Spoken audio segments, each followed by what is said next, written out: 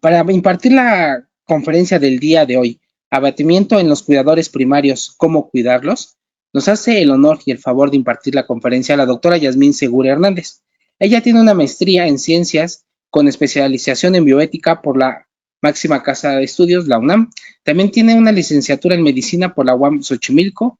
Tiene un diplomado en formación intermedia de cuidados paliativos por la UNAM. Tiene el seminario permanente de bioética UNAM. Tiene el curso de formación de personal para comités de ética en investigación y hospitalarios por la UNAM. Tiene el diplomado en manejo médico del dolor por el Instituto Nacional de Neurología y Neurocirugía. También tiene el diplomado del Instituto de Tanatología por el Instituto Mexicano de Tanatología. Y desde hace muchos años, orgullosamente, es maestra docente del Instituto Mexicano de Tanatología. Yo le agradezco y a su vez le cedo la pantalla y el micrófono a la doctora Yasmín Segura para que imparta la conferencia del día de hoy. Muchas gracias por su preferencia. Regresamos al final de la misma. Hola, ¿qué tal? Buenas tardes. Pues, buenas tardes. Me da mucho gusto estar aquí con ustedes. Pues ya escuchamos toda la parte informativa de lo que ofrece el instituto y creo que es muy importante que lo tengamos en cuenta. Incluso varias cosas de las que vamos a ver en esta sesión, en esta pequeña plática, las analizamos a profundidad en el diplomado específicamente de cuidados paliativos. Hay muchas otras como son pues las formas de acompañamiento en los cuidadores primarios, que lo vamos a ver, no me quiero adelantar, y que se ven en otros diplomados. Entonces vale la pena que si les interesa este tema, bueno, pues que le puedan dar seguimiento. Entonces, como ya lo comentó el ingeniero, vamos a hablar sobre esta parte, este lado del triangulito que tenemos cuando tenemos a un cuidador, a una persona al final de la vida o cuando tenemos a personas en cuidados paliativos. Bien, como una introducción, quiero decirles que más de 40 millones de personas, de acuerdo con la Organización Mundial de la Salud, en todo el mundo, pues necesitan cuidados paliativos. Esto es cada año. ¿Por qué empiezo con esto? Porque este es el eje de esta pequeña charla, ¿no? Que hay enfermos que tienen estos padecimientos crónico-degenerativos, oncológicos y otras enfermedades de difícil control. Hemos aprendido que cuidados paliativos se nos tiene que quitar de la mente, que es el hecho de pensar que el paciente va a morir pronto.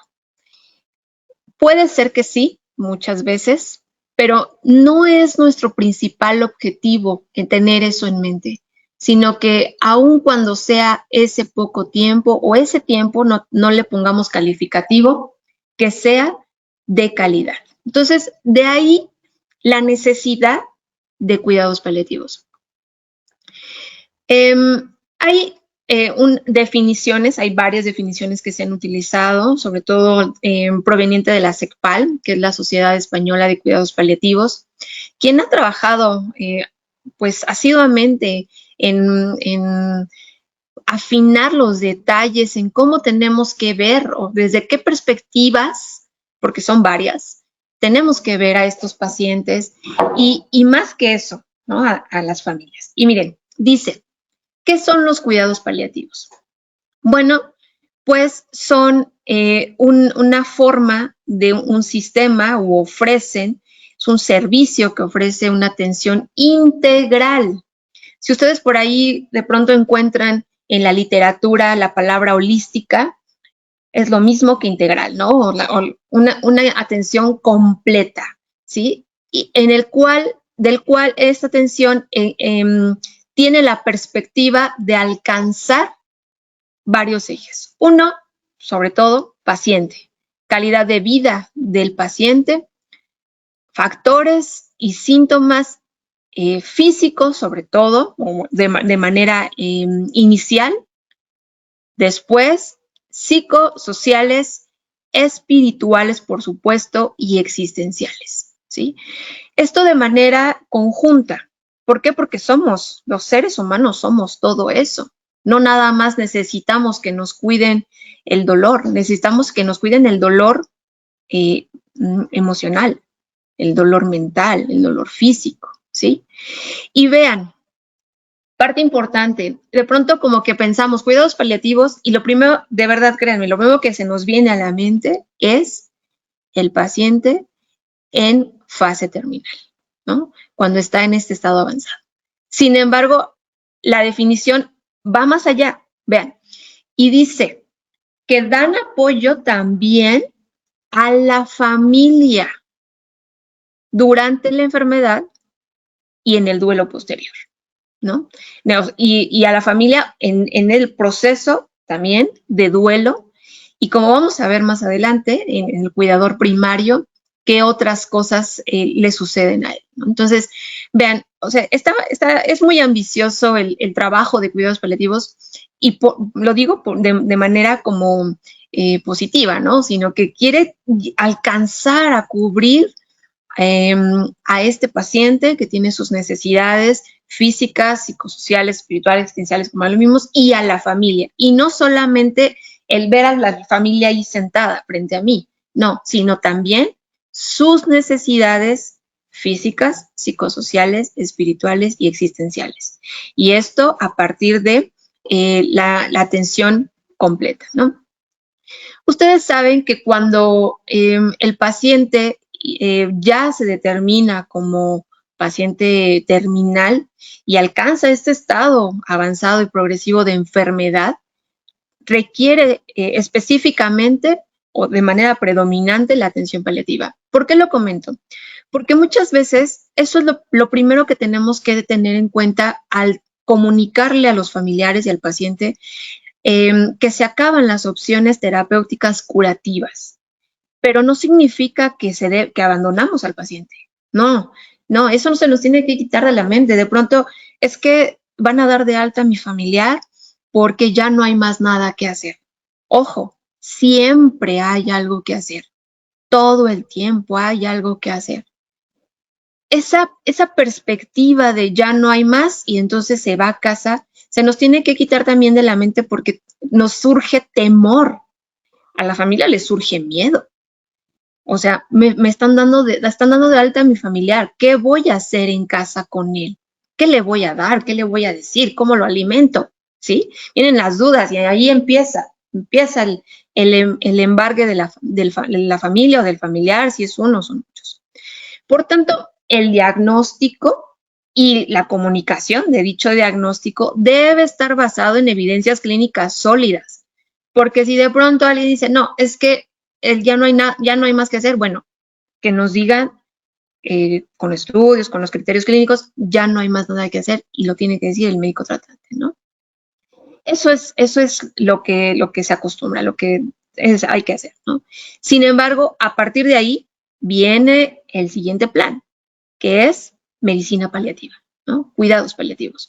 No es el abandono, es el seguimiento. O sea, tendríamos dos caminitos, uno la parte curativa, ya está muy avanzada la enfermedad, ya es determinante para la vida, bueno, entonces ya no hay más, por ese caminito tenemos que buscar la otra ruta, ¿no?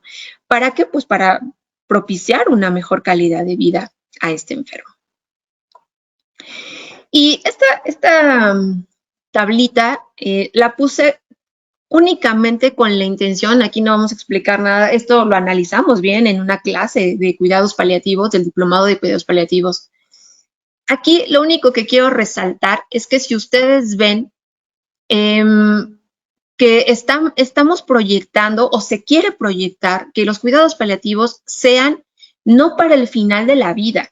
¿A qué me refiero con final de la vida? Si nosotros como paliativistas vemos a un paciente 2 semanas, una semana, a veces digo ya mucho tiempo, hasta 3, 4 semanas, un mes, un paciente lo vemos ese tiempo, lamentablemente lo vemos poco tiempo, no nos alcanza. No nos alcanza para conocerlo, no nos alcanza para cumplir la expectativa que teníamos al principio, que era integral, ¿no? Entonces, fíjense, si ustedes ven en la parte inferior, dice diagnóstico y luego dice de 1 año a 6 meses. Y vean, ¿desde cuándo se pretende que iniciemos la atención de cuidados paliativos? ¿Sí? Cuando todavía hay opciones, se están viendo opciones de cuidado curativo, de atención curativa, de tratamientos, de fármacos, manejo de soporte, pero cada vez nos estamos o nos podríamos estar integrando o acercando al diagnóstico fatal. Entonces, no deberíamos, tenemos que aprender esta parte, ¿no? No tenemos que dejar la atención, la medicina paliativa al final. ¿Por qué? Porque desde que nos dan un diagnóstico fatal, empieza un duelo. Y no nada más para el paciente, ¿no? Sino también para el familiar, para los acompañantes. Si hay hijos, cónyuge, si hay amigos, lo que sea. Todos los que integramos ese círculo primario de personas importantes del enfermo, empezamos un duelo. Vendría bien que empezáramos a atendernos ese año previo, o 6 meses, si es que el diagnóstico se vino de manera repentina. Y también pongo esto porque muchas veces, y nos vamos a la parte de arriba, dice enfermedad avanzada, ¿no? Y la pregunta que siempre es, bueno, ¿cuáles son las patologías, ¿no? ¿Cuáles son las enfermedades? ¿Por qué? ¿Quién necesita cuidados paliativos? ¿Por qué lo resaltamos? Bueno, pues porque a veces vamos dejando como que vamos a hacerle ese al paciente, ahora otro estudio, ahora esto, ahora aquello, y empezamos a ver al familiar, a mi familiar, deteriorándose, decaído, perdiendo peso, bajando defensas, lo vemos más decaído, más delgado, más indiferente. Entonces, no queremos esperar hasta que sea la parte final. Hay criterios de aplicación para cuidados paliativos, ¿sí? Los voy a decir rápidamente, no es, reitero, no es momento ahorita de desmenuzarlos, pero también se ven en el diplomado. Entonces, recuerden, cuidados paliativos, ¿quiénes lo requieren? Aquellos que tengan una enfermedad avanzada, así como viene en la parte de arriba de nuestra de la gráfica, enfermedad avanzada, incurable, y obviamente pues que es progresiva, ¿no? No nada más porque, digamos, nos tiene que quedar claro, o sea, si está avanzada y es incurable, es progresiva, pues, y que ya es incurable, ¿qué quiere decir? No hay retorno, ¿no? Entonces, esa primera frase nos tiene que quedar claras, porque si no, entonces podríamos omitir que la atención de cuidados paliativos sea de manera inmediata. Si es incurable, si es progresiva, entonces no hay posibilidades razonables de respuesta a un tratamiento específico. Y al tratamiento específico me refiero de manera puntual al tratamiento al tratamiento curativo, ¿sí? Además de ello, o sea, ya tenemos la enfermedad incurable, no hay respuesta al tratamiento, aparecen problemas o síntomas, ¿no? Los síntomas intensos, multifactoriales, que conllevan o que están alrededor de la enfermedad o con la enfermedad, que son físicos, pero también un gran impacto emocional. Familia, paciente, equipo multidisciplinario y que tiene que ver, que está relacionado con la muerte, ¿sí? ¿Cuánto tiempo? No lo hay, la verdad. Siempre va a haber como que esta duda, esta pregunta, ¿cuánto tiempo le queda? En cuidados paliativos no nos queremos enfocar en los tiempos, porque, ¿y si me equivoco? Y no es porque no sepa o que no se esté analizando todo el criterio, sino más bien porque a veces ha ocurrido, a ustedes les ha ocurrido, se han enterado, han conocido que de pronto alguien dijo, le queda determinado tiempo y entonces pasa ese tiempo y no sucedió. Ojo, no es que se hayan equivocado, seguramente es porque la familia y los cuidadores le dieron una excelente atención paliativa y eso mejoró su calidad de vida y, por supuesto, prolongó esa vida, aunque estuviera limitada, pero les dio más tiempo, ¿sí? Entonces, es por eso que muestro esta gráfica. Entonces, una vez determinado ese punto en el que decimos, bueno, mi enfermo, mi paciente, mi familiar, yo misma, tengo una enfermedad incurable, limitada para la vida, sin respuesta al tratamiento curativo, que tiene gran impacto en toda la extensión de la palabra de la familia, de mis amigos, de mi propia persona, en mi ámbito laboral, social, todo en lo que me desenvuelvo. Entonces necesito este programa, necesito este plan de atención para mi vida, para la vida de mi paciente, para mi familiar, que son los cuidados paliativos. Y este plan tiene un eje que tiene 3 lados. Normalmente en la literatura médica utilizamos el triángulo terapéutico de cuidados paliativos. Entonces, no lo quise poner así para, más bien como en un conjunto. No es que un lado sea mayor, quien está arriba, no. Todos participamos y todos tenemos una tarea específica. Entonces, tenemos al enfermo, ya dijimos, con esta patología determinada, limitante, ya se empiezan a ver síntomas, complicaciones y demás. Y tenemos a una familia que está con él, con este enfermo. Y, ojo, en la familia no nada más son los integrantes familiares de sangre. Muchas veces también tienen que ver los amigos, los vecinos. Entonces, en ese círculo entra todo lo que llamaríamos familia. Y el equipo multidisciplinario. Ese equipo multidisciplinario que también pues el objetivo es cubrir, yo les decía, todas estas necesidades. ¿Qué debemos tener en cuenta para la efectividad en el programa de atención paliativa? Bueno, que demos cuidados físicos, que haya adecuada información desde el primer momento. ¿Y a qué me refiero con información? Y que me quiero pasar al cuadrito de comunicación, al hexágono de comunicación, porque no es lo mismo. Si hay adecuada información y es completa, quiero que se me comunique. Normalmente así dicen los pacientes. A mí, por favor, quiero que me digan la verdad.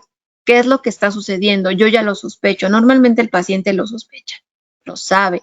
Como dicen por ahí, que yo lo he escuchado en mis pacientes, lo siento en los huesos, doctora. Yo sé que algo malo está pasando. Quiero que me lo digan. Quiero que me digan el nombre y el apellido de lo que está sucediendo, ¿sí? Y tiene que ser, ¿no? ¿Por qué? Porque ahí va la otra parte, respeto, ¿sí? Dentro del respeto están las decisiones del paciente, el hecho de que quiera conocer este diagnóstico, si hay un tratamiento, si no hay un tratamiento, y en caso de que no haya, bueno, ¿cuál es el plan que le están ofreciendo el equipo médico que está a la cabecera de este paciente, ¿no? Y por consecuencia, ¿no?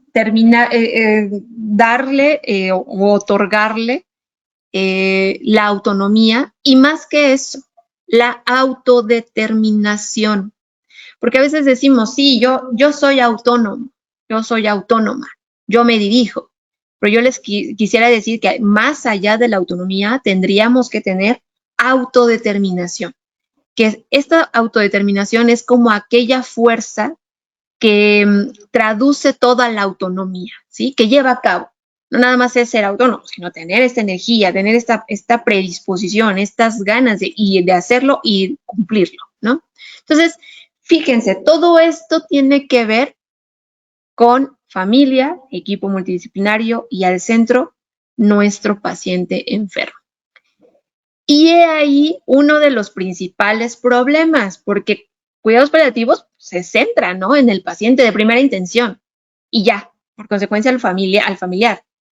Y de pronto, porque a todos nos ha pasado, se nos olvida ligeramente el paciente, el familiar, va quedando. Y empezamos a darle tareas, o sea, hablamos con el paciente, mire, vamos a hacer esto, pero le explicamos y a continuación me dirijo hacia el familiar y empezamos a dejarle tareas y a pedirle cosas, muchas veces materiales, en el caso de alguna cosa hospitalaria, ¿no? Pero a lo mejor eso dices, bueno, va y las compra, las consigue, las adquiere, pero algunas otras que tienen que ver con tiempo, con cargas, con eficiencia y otras tareas. ¿sí? Por tanto, es importante que en este contexto pues se maneje de manera, de manera conjunta, ¿sí? Como dice una literatura que utilizamos en cuidados paliativos, ¿no? Que sea un ecosistema.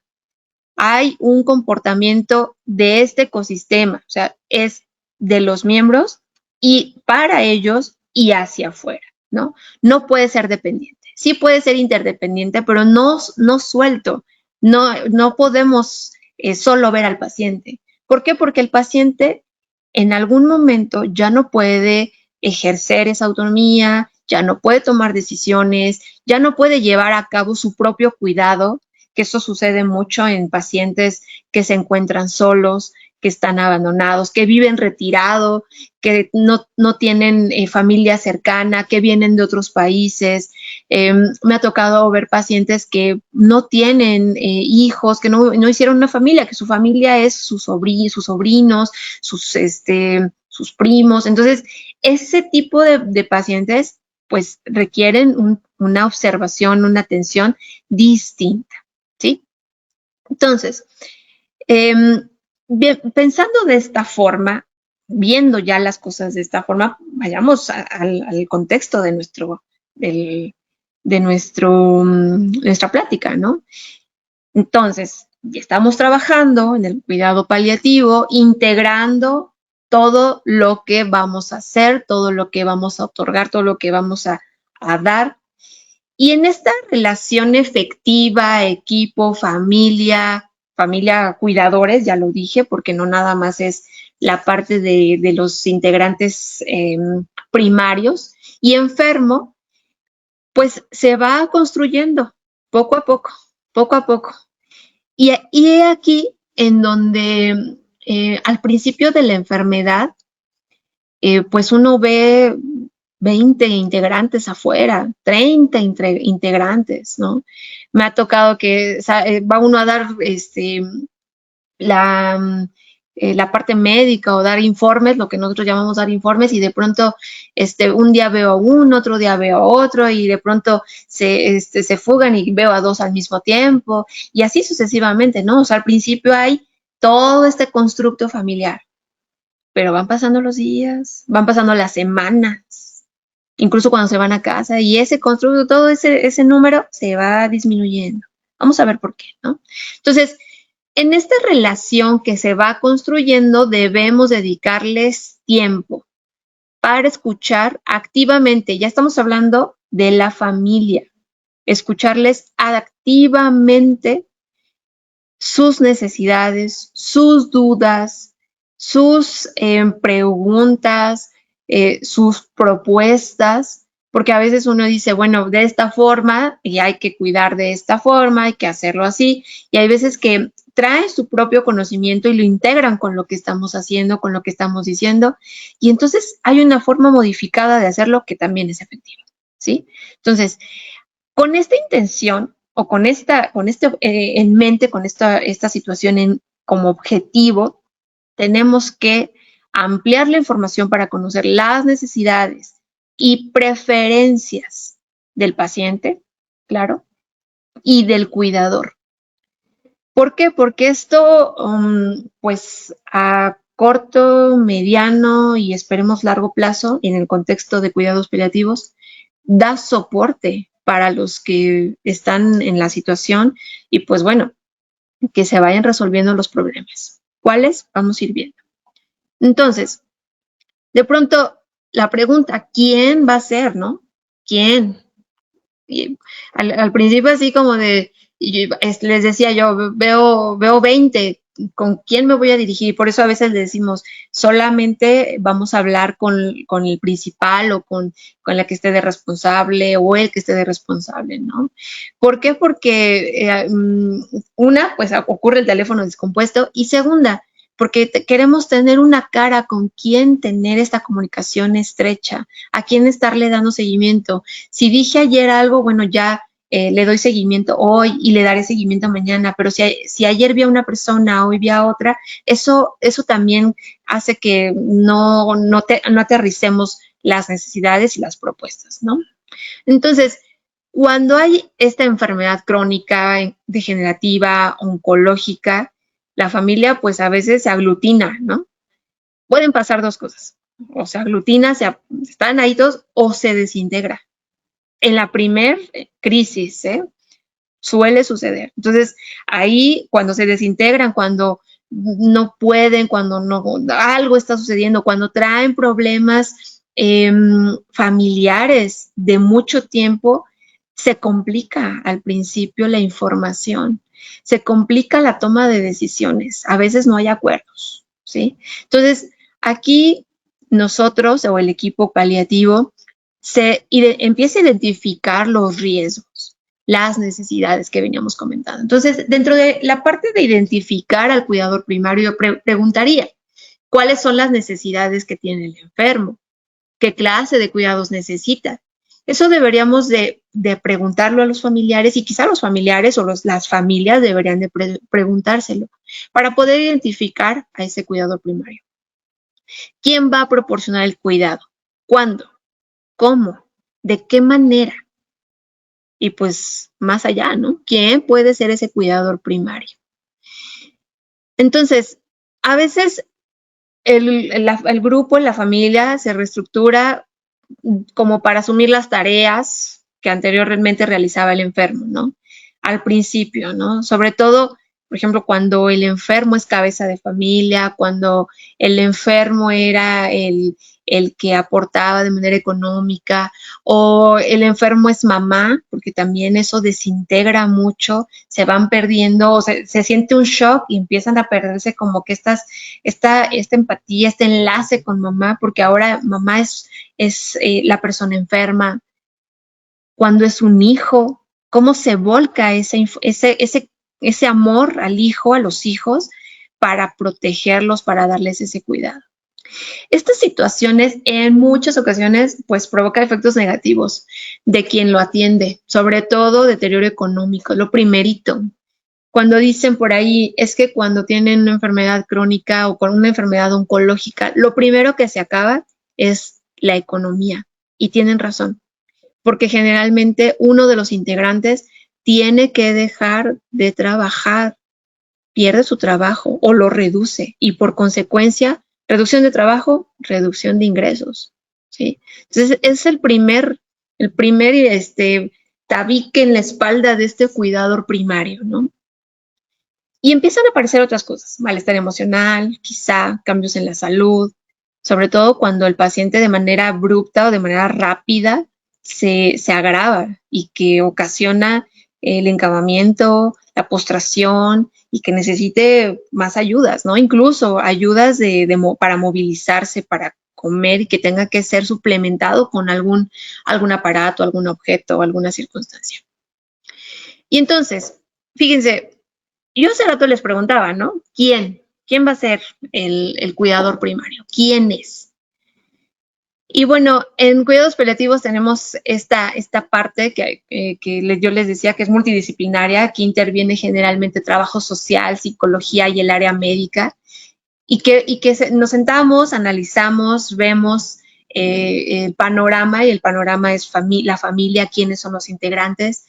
Incluso ahí se hacen hasta los genogramas y demás, y se identifica, se define al cuidador primario.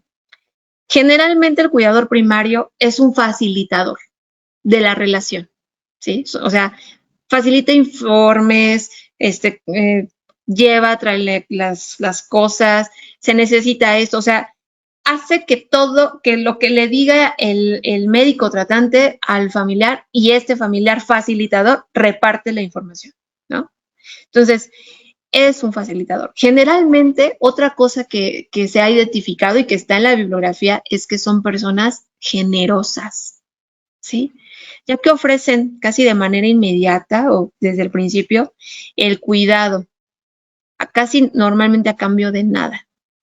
Tiene una especie de sensor que les permite como captar las señales que están alrededor, ¿sí? Incluyendo estas señales no verbales. O sea, se vuelven casi, como dicen por ahí, psicólogos, ¿no? sin faltarle respeto a los psicólogos que estudian mucho para eso, pero de verdad empiezan a conocer si ya alguien hizo una cara, si no puede, si, oye, es que necesito, y no me contesta, es que no puedo, ¿no? O no puede venir. Entonces empiezan a tener ese sensor de identificación. Parecen comprender todo lo que hay alrededor del enfermo, ¿no? Y todo lo que hay del enfermo con relación a los demás. Están súper atentos a las necesidades del enfermo, obviamente, a las peticiones de ayuda y ofrece soluciones viables. Y casi siempre dentro de esas soluciones viables son las que al cuidador o cuidadora le parecen las mejores, pues también para él o para ella, ¿no? ¿Por qué? Porque es la persona que está dando ahí la cara, como dicen por ahí. Establecen una relación empática con el enfermo y casi siempre pues transmiten esperanza, muchas veces buen humor y en otras ocasiones no nada más a los pacientes, también a los familiares. Suele suceder, y lo escucho muy frecuentemente, que dicen, es muy fuerte. Ella es la que tenía que cuidarlo, o él tenía que cuidarla, porque es el fuerte de la familia, ¿no? Es el que ha recibido toda la información. También me ha pasado que de pronto sí entra alguien porque estaba otra persona con el familiar, con el paciente cuando llegan al hospital y la otra persona se le ve con cara de pánico, de miedo, no sé qué esté pasando. Y entonces, ¿qué sucede? Es que necesitamos esta información y literalmente así, no, la verdad es que no sé. Yo no soy la cuidadora principal, ¿sí? Porque estábamos hablando de la otra persona, ¿no? O sea, en ese momento era estaba en otro turno, ¿no? Para seguir definiendo, normalmente es propenso o propensa a rechazar ayudas externas y hay problemas, ¿no? Incluso hay dificultad para que mida sus propias fuerzas, que las considera a veces inagotables, o que está en la noche así de, necesito descansar, y en la mañana recuerda su motivo, su sentido de vida y se levanta y empieza a hacer otra vez sus actividades. Sin embargo, es una persona que siempre está en afán de coordinarlo todo y que pues obviamente quiere tener el control, ¿sí? No es malo lo que estamos comentando, pero estamos hablando del tema de cómo cuidarlos. Entonces, imagínense, ya estamos pensando, ya tenemos en la mente a esa persona cuidadora. Si somos nosotros, si es nuestro familiar, si es un amigo, una amiga, fue nuestro paciente. Y dijimos, sí, él o ella tiene esas características. Y sin darse cuenta, asumió el rol imposible de superpersona cuidadora. Cuidadora primaria, además, ¿sí? Cuidador o cuidadora. Por ahí hay libros, bibliografía paliativa, de medicina paliativa, que dicen que la mayoría de estos cuidadores son mujeres.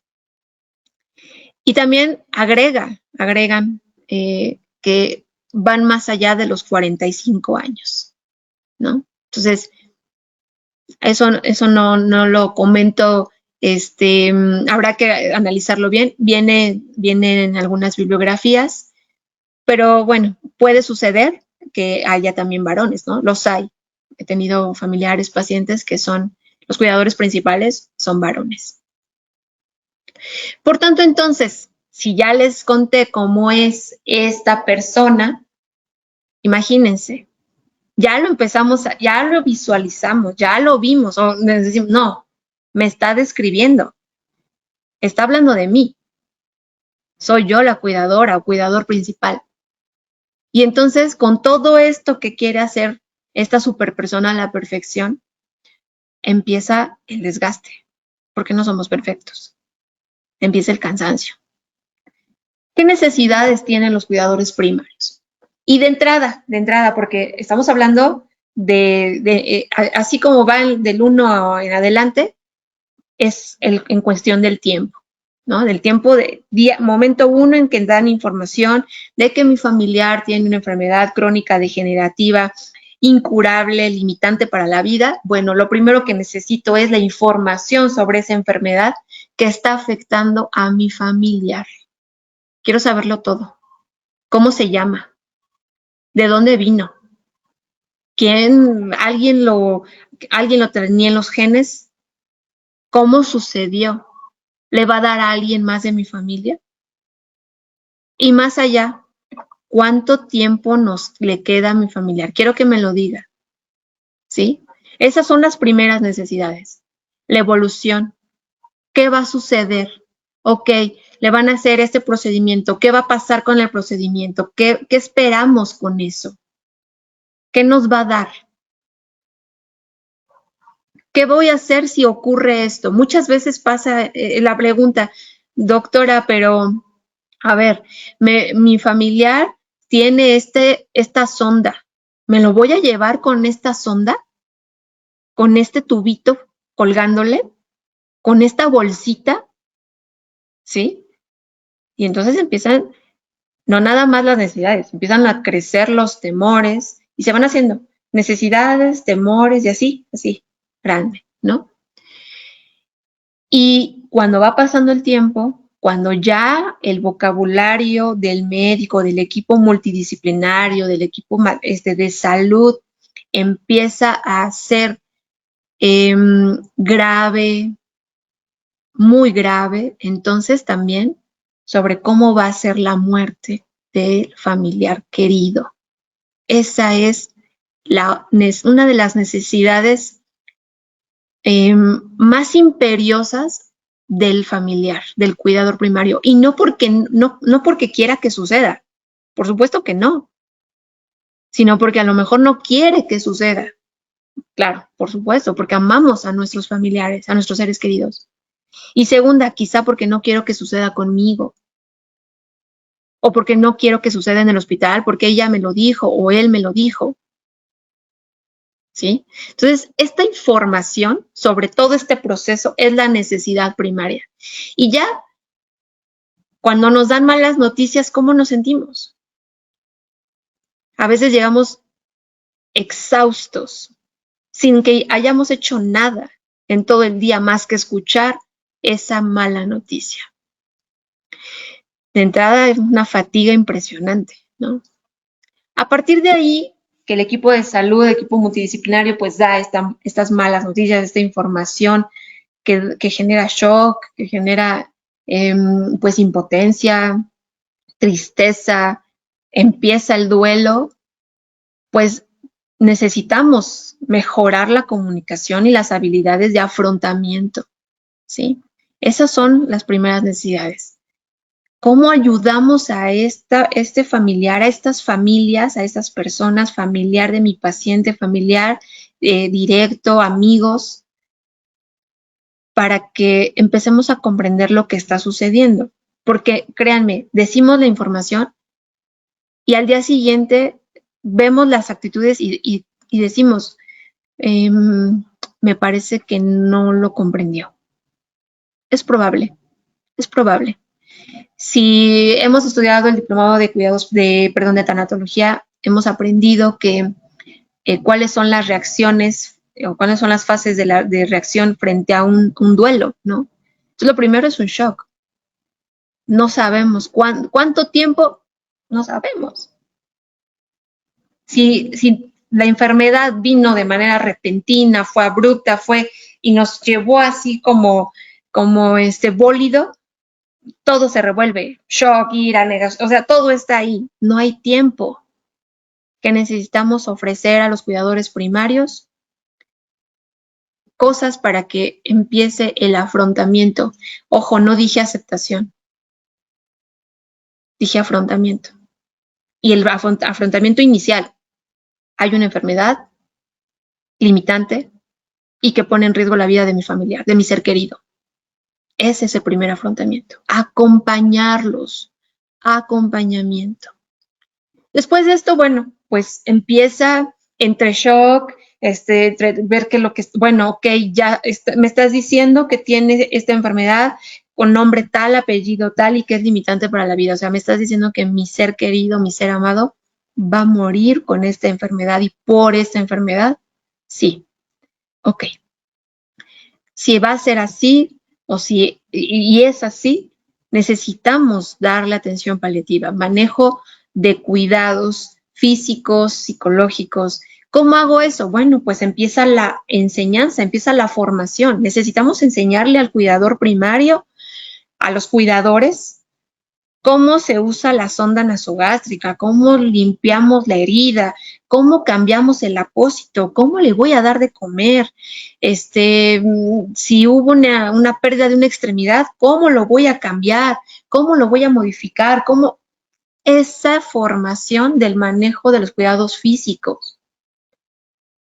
Ese es otro shock porque pues yo no sé nada de esto, yo no estudié nada de salud, yo me dedico, yo soy contador, contadora, yo me dedico a otras cosas. Me da miedo la sangre, no veo secreciones, o sea, ahí está otro afrontamiento, otra cosa con lo que tienen que cargar los cuidadores, ¿no? Olores, cosas que nunca habían imaginado que harían, ahí empiezan a hacerlo.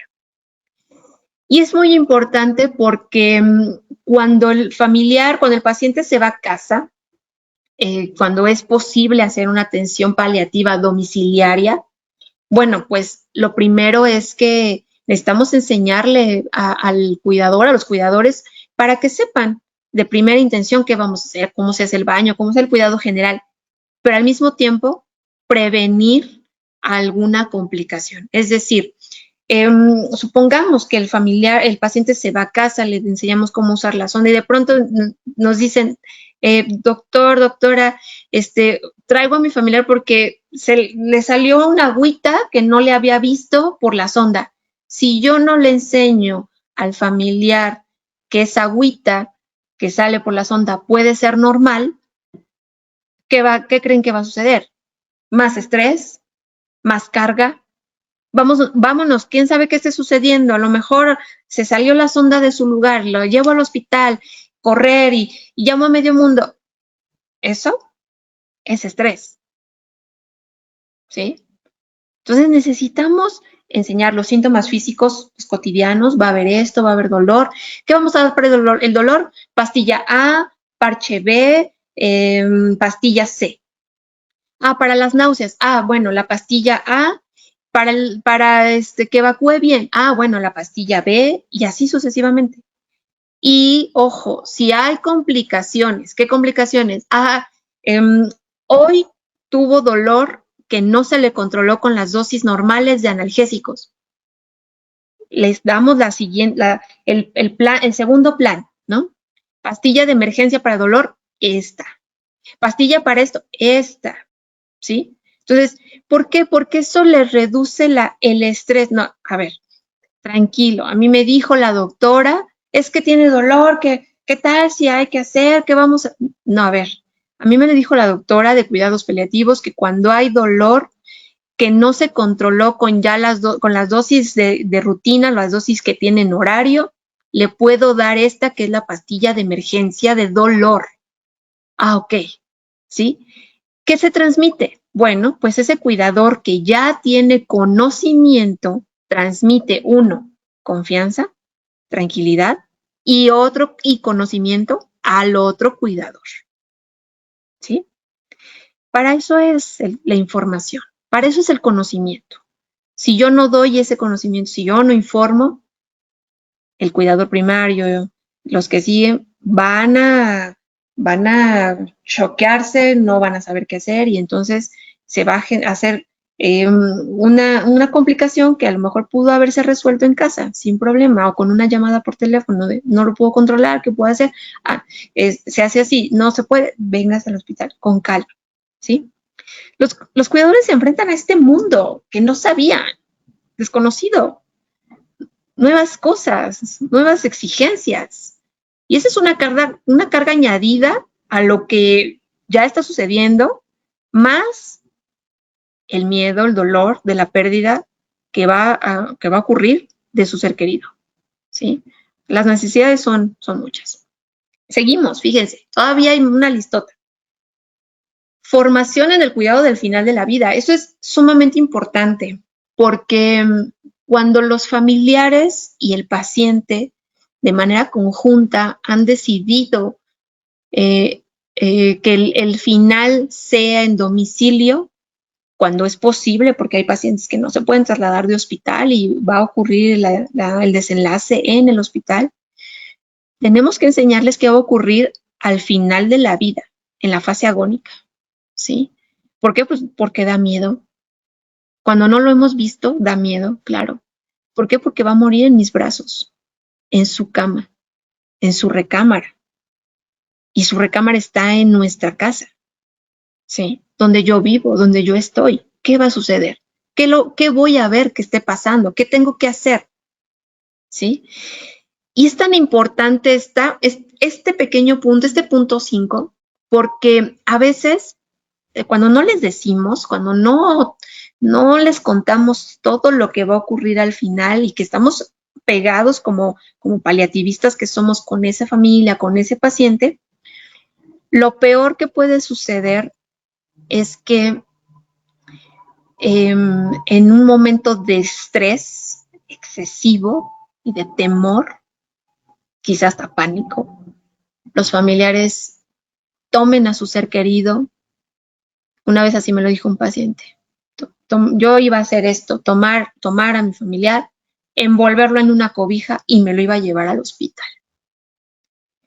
Y yo aquí les puedo decir, no es que sea malo, o sea, cuando tengo inseguridad, cuando no conozco, bueno, pues yo también lo haría, ¿no? Pero si yo informo bien a mi familia, a mi familia, o sea, la familia que tengo como paciente, lo que va a suceder es que ese tiempo es tiempo perdido. ¿Por qué? Porque a veces el paciente fallece en el camino. No hubo oportunidad de despedirse bien. Hubo ahí, a lo mejor dimes, diretes con los mismos familiares, tracción, enojo, porque lo hiciste, muchas cosas. Y perdemos esos segundos, minutos que son vitales para despedirnos de nuestro familiar. Cuando lo decimos, va a suceder esto, esto y esto, y usted tiene que hacer esto y esto, lo que ocurre de manera tranquila es el desenlace en casa, acompañado, sosteniéndole la mano, abrazándole, despidiéndose de la manera correcta, como él y como lo habíamos platicado, iba a suceder. ¿Sí? Y bueno, más adelante, apoyo, conocimiento de la red sanitaria, es decir, de las asociaciones que hay, de que tiene derecho a lo mejor a algún medicamento, si tiene algún servicio de salud, si es derechohabiente. 7, asesoramiento en las decisiones, en la toma de decisiones, sumamente importante. Este va ligado con el 5. ¿Por qué? Porque la toma de decisiones incluye documentos que se firman para el final de la vida, documento de voluntad anticipada, testamento, no sé, algunas otras circunstancias, directrices médicas, órdenes de no reanimación que tienen que ver con adecuación del esfuerzo terapéutico, ¿sí? Entonces, si nosotros no hablamos oportunamente todo esto cuando está el diagnóstico ya establecido, cuando empieza la información con la familia, nuestra familia va a decaer porque va a decir, o sea, necesitamos saber qué va a pasar y entonces los familiares decir, no, es que yo amo tanto a mi familiar que voy a hacer todo lo que sea necesario y es válido. El problema y la pregunta que aquí yo pondría sería, ¿todo lo que sea necesario no origina algún dolor o alguna molestia en el paciente? Ahí es donde también tenemos que cuidar a los cuidadores. ¿Por qué? Porque muchas veces cae la responsabilidad en ellos de la toma de decisiones, cuando no se habló de manera oportuna, cuando no se habló a tiempo. Y el documento de voluntad anticipada o, por ejemplo, la tarjeta de donante de órganos o tejidos en pacientes que son candidatos para ser donantes, ¿no? También es una decisión para el final de la vida. 8, apoyo social. Bueno, lo que les decía, ¿no? Algunos recursos sociales, cómo acceder a ellos, algunas ayudas económicas que en algunas partes se tienen, de partes sobre todo gubernamentales o de algunos institutos, de algunos servicios de salud, ¿no? Y por consecuencia, y ahí va como la otra parte, ¿no? El apoyo psicológico y, ojo, 10, conocer medidas de autocuidado. O sea, ya le dimos un montón de tareas a nuestro cuidador, hasta el punto 8.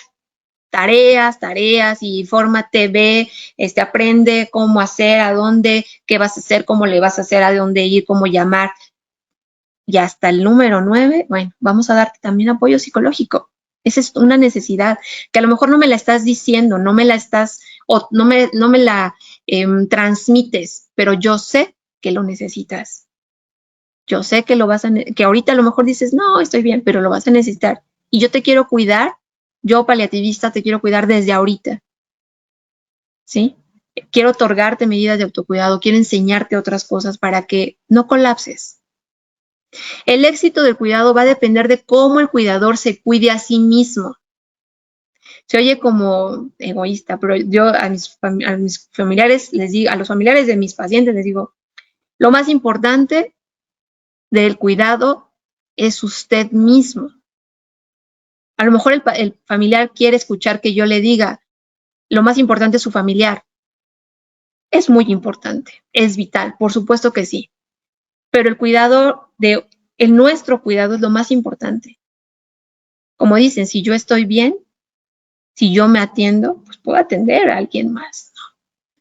¿Qué sigue? ¿Qué pasaría por consecuencia? O sea, les acabo de decir la lista de necesidades, información, tareas, conocimiento, aprendizaje, reconocimiento, a dónde ir si pasa esto, a dónde ir si pasa aquello, a dónde ir si te necesitas.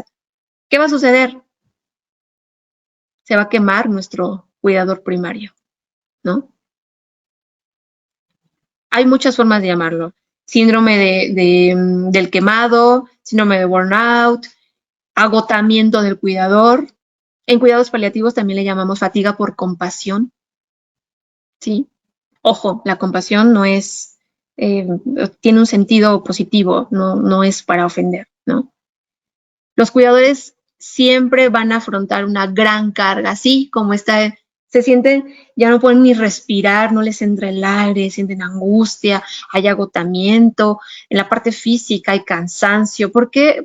Doctora, es que estoy muy cansada, me fui a dormir, pero estoy muy cansada. Claro, no tiene cansancio, tiene agotamiento, ¿sí? Tiene fatiga crónica, dolores musculares, cefaleas, me duele acá, como que diarrea, me duele el estómago, me estriño, me duelen las piernas, o sea, todo sucede. ¿Por qué? Porque este síndrome de fatiga crónica da datos en todo el cuerpo. No nada más lo físico, también lo psíquico. Empieza la ansiedad, se afecta el sueño, o dormir demasiado sin descansar, o el insomnio, ¿no? Depresión, afecciones socioeconómicas y sociofamiliares. Ya no hay tiempo libre, ya no hay independencia, empieza a haber soledad, empieza a haber aislamiento, conflictos y por consecuencia, pues dijimos, ¿cuál era la primera?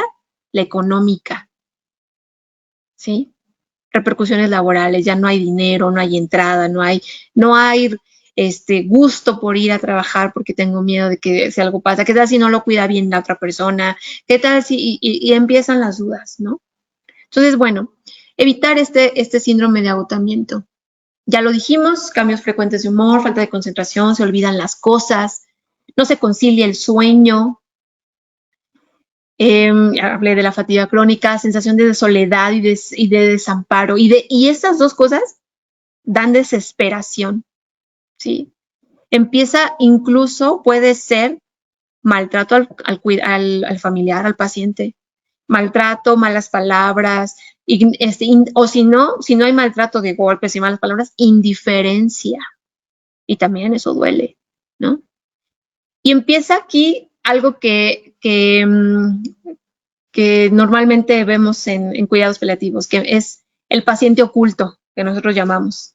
¿Por qué? Porque el otro paciente se está haciendo el familiar, el cuidador primario, ¿no? Empiezan a haber incluso presencia de algunas psicopatologías, algunos problemas psicológicos, psiquiátricos, incluso adicciones, ¿sí?